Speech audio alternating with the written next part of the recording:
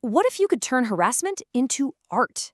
Today, we're diving into this incredible story about someone who faced a whole city's power structure coming down on them. But instead of getting angry, they got funny.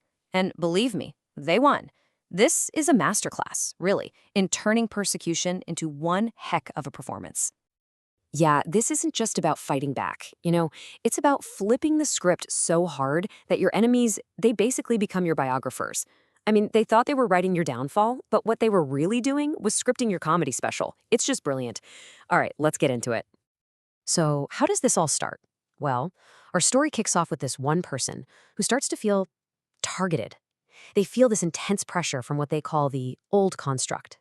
Think of it as, the whole establishment: local government, the police, the neighborhood watch, the whole shebang. It's a system that basically wants everyone to fall in line, and if you're different, well, you're not just an anomaly, you're a problem that needs to be managed. And it begins with that creepy feeling of being watched. I mean, literally. A helicopter starts circling overhead, just all the time. You know that's not a coincidence, right? It's this massive, loud symbol of top-down control. It's the system basically screaming, "We see you." Whatever this person was up to, it was definitely making waves. Then, it gets even more intense. Suddenly, there are police cars, and not just one, but one after another, always showing up in the same spot. It stops feeling like bad luck and starts feeling, well, a lot like that movie The Truman Show, right? Like the whole world is in on it, reacting to every single thing you do just to see what happens. And then, finally, the pressure isn't subtle anymore. It becomes a direct threat. They call it a security update. Can you believe that? A security update that's actually scheduled for your removal. It's this all-out coordinated campaign to officially label you a glitch in the system and just force you out. A final warning to get back in your box. Now, the system is expecting one of two things here: fear or anger, because that's when you mess up, right? But what they got instead? Well, it was something they never saw coming. It was a reaction that didn't just change the game, it completely flipped the board. So instead of hiding or running, they do the absolute last thing anyone would expect. They look straight up at that helicopter, that big, noisy symbol of intimidation, and they just smile and wave. Think about that.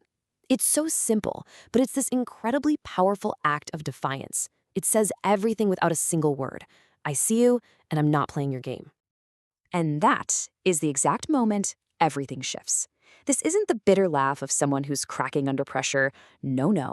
This is the sharp, clear laugh of someone having a total breakthrough. It's that light bulb moment where you realize the whole situation is so ridiculous, so over the top, it's not a tragedy, it's comedy gold. So where does a reaction like that come from? It all comes down to this one powerful idea: sovereignty. That smile, that wave, it wasn't just a random gesture. It was a demonstration of just unshakable calm.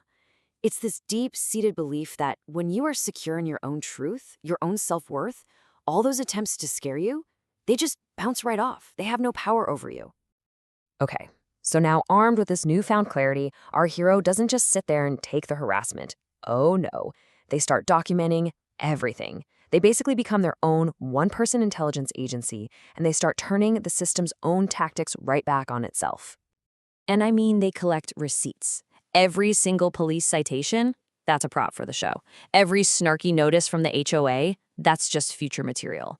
See, they're not just collecting this stuff for revenge. They're building a case. They're creating this incredible multimedia showcase, literally turning all this persecution into performance art. It's genius. And this whole process of documenting everything, it leads them to see their own neighborhood differently.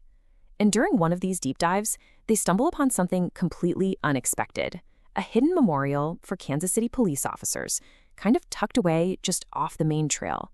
A piece of forgotten history just sitting there.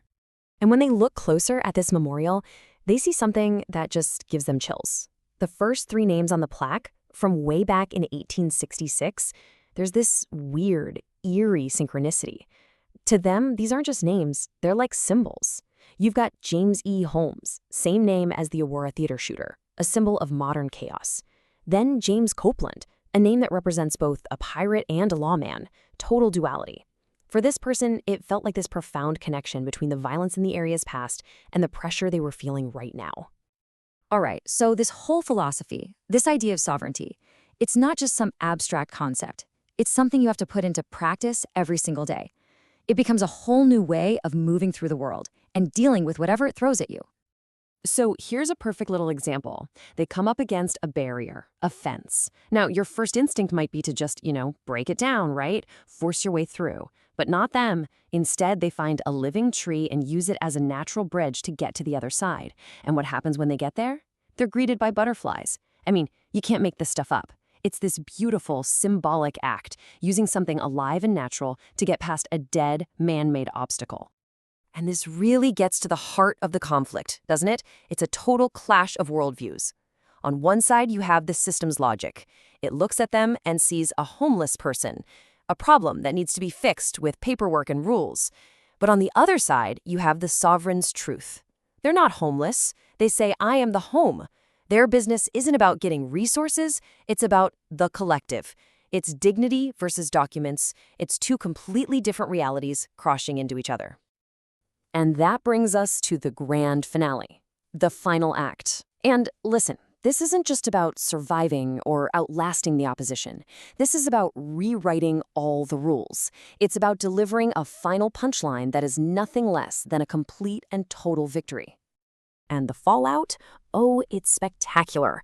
That whole campaign designed to crush them, it just completely implodes. The mayor's approval rating, it nosedives because he's become the butt of everyone's jokes. The police chief, he straight up steps down. The HOA, it just dissolves. The system literally collapses under the weight of its own absurdity. But here's the absolute masterstroke. This is the checkmate move. They start publicly thanking their harassers. Imagine hearing, a big thank you to the mayor for giving me 6 months of amazing material. Or, and a special shout out to the police department, my new marketing team. They literally turned surveillance into their marketing department. It's just perfect. So what's the big takeaway here? What does this all boil down to? Well, this whole incredible story gives us a blueprint, a kind of playbook for anyone else in a similar fight. And it's pretty simple, really. Step 1, documentation always beats intimidation. Step 2, humor dismantles harassment way more effectively than rage. And step 3, creativity has the power to transform cruelty into nothing. And here it is, the final, most delicious piece of irony. The person who was labeled the problem becomes the solution. They actually become a consultant. Get this, other cities start hiring them to audit their own policies for absurdity. They are literally getting paid to do the exact thing that was supposed to destroy them. They monetized the attack.